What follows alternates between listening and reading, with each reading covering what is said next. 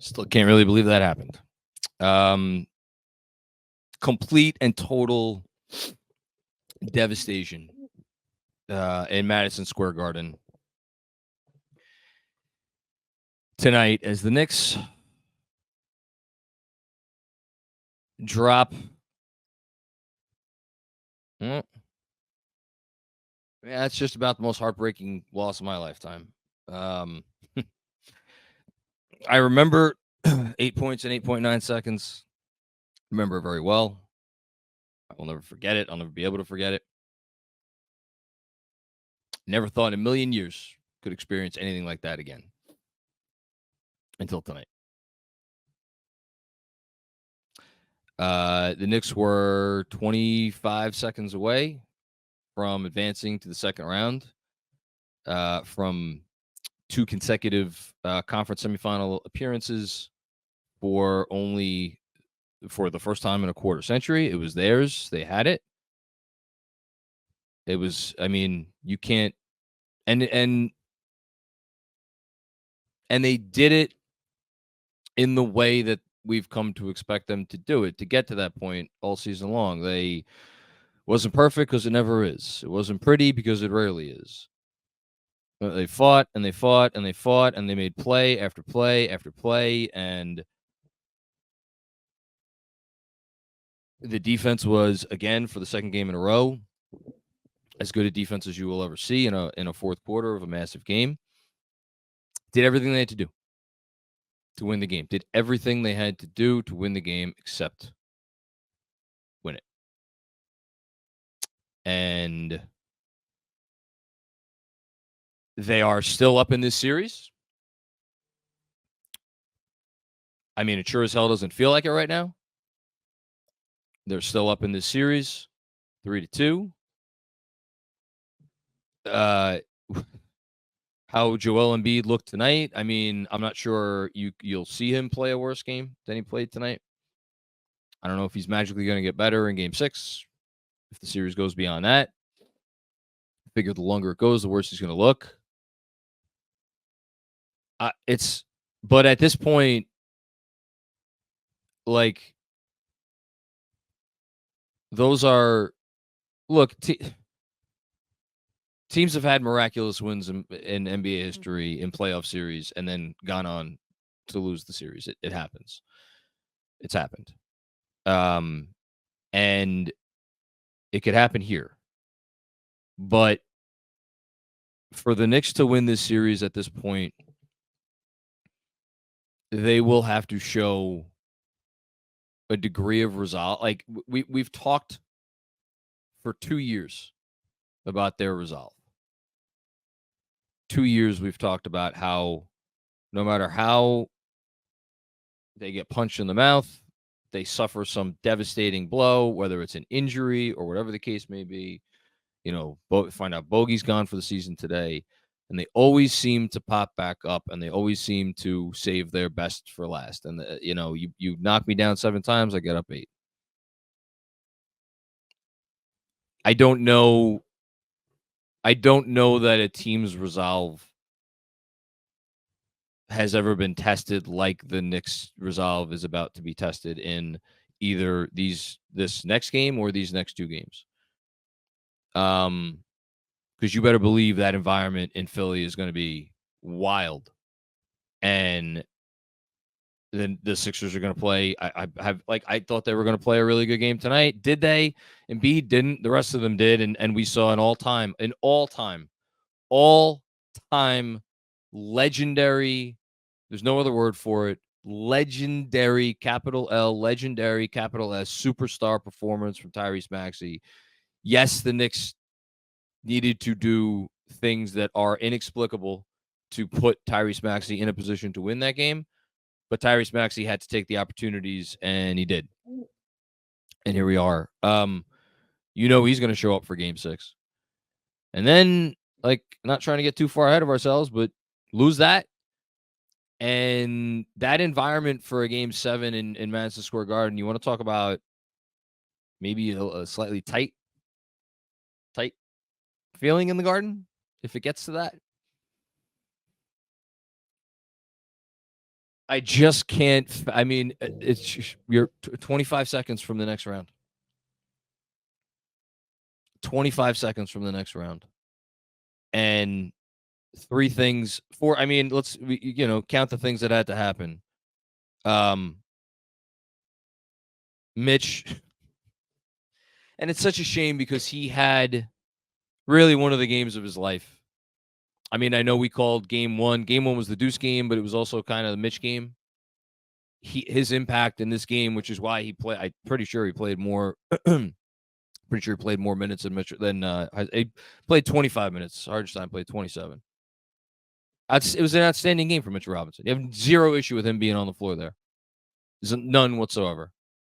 And he just made an error you can't make. Made an error you can't make. And Maxey hit the shot. But then you're at that point, you're still not in command. I mean, 6-4 there is you're no longer in command, especially with as much time remaining as they had. But, and then, so that's two things. Foul, hit the shot. A third thing, which is a little thing, and I was thinking about it as it was happening. I was wondering why they didn't try to get the ball into Jalen Brunson's hands for those free throws. Now, look, Jalen Brunson, look, the guy had 40 points. He was absolutely outstanding. And I know, was it a perfect game? No. Was this an A+ game from Jalen Brunson? No. Was it an A game from Jalen Brunson? No. Not with 4 turnovers, not with, he missed more shots than he made. Missed 3 free throws. But you can't. I'm not going to sit here and blame Jalen Brunson. Not doing it. But I was wondering why they didn't get the ball in his hands for those free throws. So if you want to put that down as a third thing, okay. Fourth thing, Hart misses the free throw. And I was thinking when he was on the line, and shame on me for thinking it, but I thought it. I was thinking back to the only game that if again you're of a certain age, the only game you've ever seen that can possibly stand next to this one in the annals, which is game 1 in 95. Starks had 2 free throws at the end there, missed them both, and I'll always remember the documentary, the 30 for 30 on that game, or on Reggie and the Knicks, how Mark Jackson was quoted as being, looked in his eyes, he wanted no parts of those free throws. And there was a part of me that was looking when Josh Hart was on the free throw line and how he had this kind of like his eyes wide open. I was like, I don't know if he wants to be there right now. And the first one wasn't close, obviously. Now, got the second one. Imagine, I don't know if we'd be feeling better or worse if he didn't hit the second one at this point. So that's the fourth mistake. And then, look, Maxey was so far away. There were about 10 seconds left. You play too far up. I mean, there's no defending it. I mean, if you play far up and he blows by you, he gets the 2. Well, then you're up 1. Again, with a chance you're going to get fouled. I mean, is there enough time left? But again, that's instinct for Mitch. He's not going to go guard someone at the logo. Am I going to kill a guy for going on instinct there? He'll get killed for it tonight here. I know that. But the guy hit a 40-footer or whatever it was. And so that's number 5. And then the last one, and should the Knicks have used the timeout? Should they have not used the timeout? You have the ball in Jalen Brunson's hands. You trust it. Didn't make the shot. And then to add insult to injury, you go up 5 in overtime. You have chances in overtime.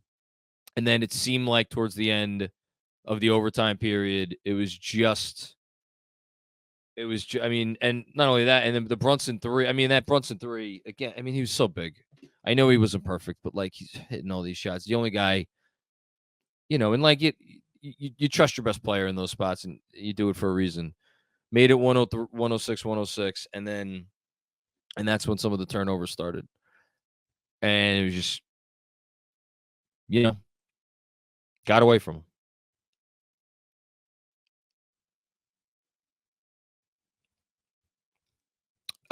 It's just total and complete devastation. I know people come here and watch me, and they look for some form of therapy when things are not going well or when it's a bad loss. I got nothing. Zero. I've never in my life experienced the feeling of that's the thing. It's not just that they had the game won. They had the series. The series was over. They were going to win this series in 5 games.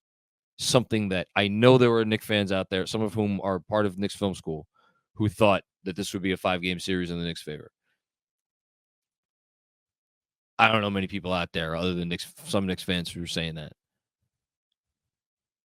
It was going to be over in 5, and they had it. It was theirs.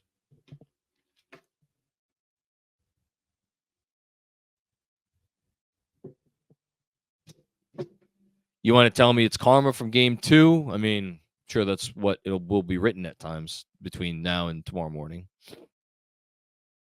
I don't buy that. Win the game. Win the game. You had it.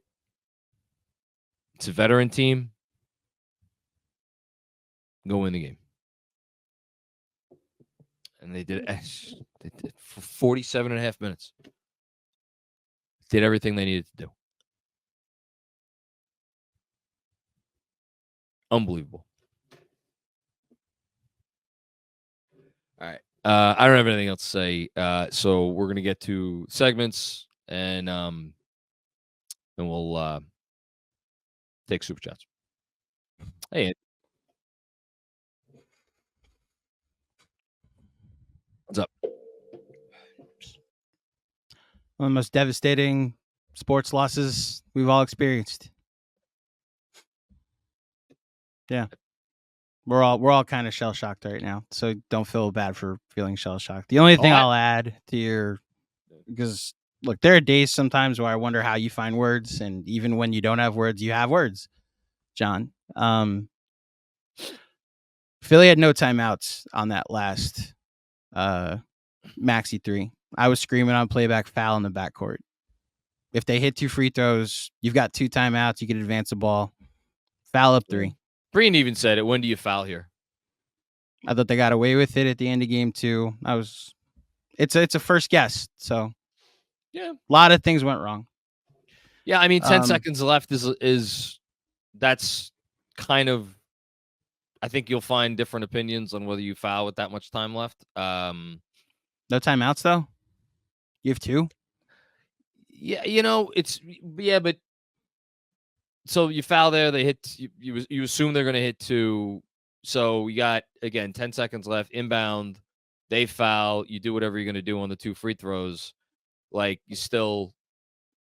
You just play that game the rest of the game. Yeah, foul again. They have no timeouts because you can't advance the ball. Yeah, that's my thought there. They had no timeouts for that entire stretch.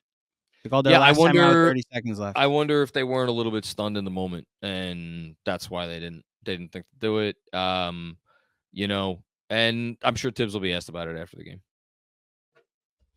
But yeah, no, if you want to add that to the list. So what does that bring it up to? 7? I don't know.